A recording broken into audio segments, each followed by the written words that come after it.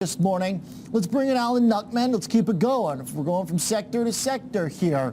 First from the IPOs, then to some video games. Alan's going to trade some banks with us. But first, Mr. K, which is silent. What are you looking at in this market here, Mr. Nuckman, as we rally? I mean, this is a pretty serious rip to start the week. A nice takeoff here. We've seen the tech market come back. That was key last week. We saw new all-time highs across the board. Tech, Dow, S&P, and the Russell. There was a fake-out breakout in Apple, and Twitter made new highs. So those are two stocks that we've talked about with these stock substitution plays that have done very well here recently. But I think, again, the key has been this crude oil comeback. And crude oil last week is up to 47. It's significantly now above that 45 midpoint of that drop from 60 down to that bottom. So I think that is very important. You're going to ask, well, what does that have to do with the bank? Well, guess what? Banks have been held back because of their exposure to a lot of those energy companies and thinking that they might have to buck up if some of those guys go bankrupt. Okay. Hey, Alan, as you point out, the participation by the NASDAQ's a big deal. It helps the overall S&P move a lot quicker than when the small caps are trying to do all the legwork. For those tech trades, Alan, that you've done with us, I know there's been a lot of different companies, but if you can try and generalize if possible, I mean, are you looking at taking profits on some of these moves, or do you expect to be able to ride tech and momentum stock back towards new highs, not just testing the previous highs? Strategy is a modest move in the stock produces a large gain in the option. So my rule of thumb, just for me, works for me, is that if an option gains 50%, sell half the positions, and then sell the other half if it gets up to 100%.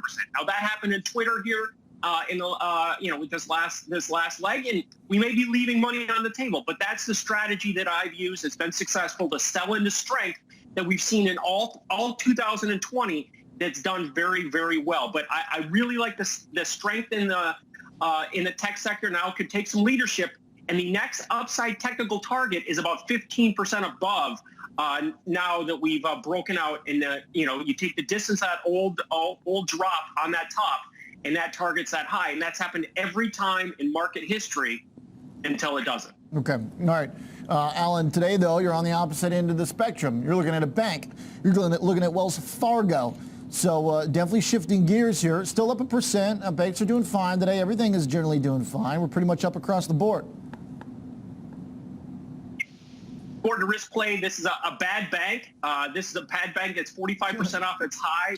It was at 55 just here in this last 52 weeks.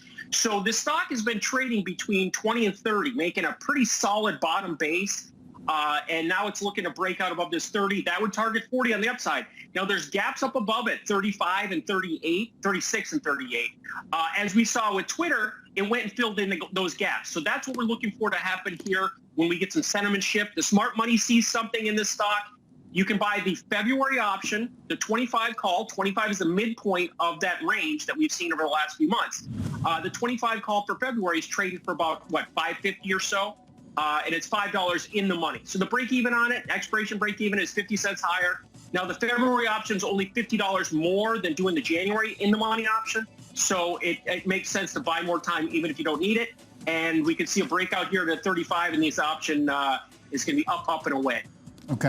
All right. So again, substitution strategy, buying the $25 calls, looking at your words, not mine, bad bank to outperform. Okay. Catch up. You can't argue with it. You can't argue it's been a bad bank. Hey, that's you. I'm not going to say it. It's been a bad performer, that's for sure. It's been a bad bank stock. That's the bad behavior. Bad behavior. All right. I've got a toddler, so maybe I've got that stuck in my head. Bad behavior. Okay. All right. Appreciate it, Mr. Nuckman. Good stuff here. Thank you. Nice kickoff to the Monday here. Alan Nuckman, Chief Market Strategist at Agora Financial, talking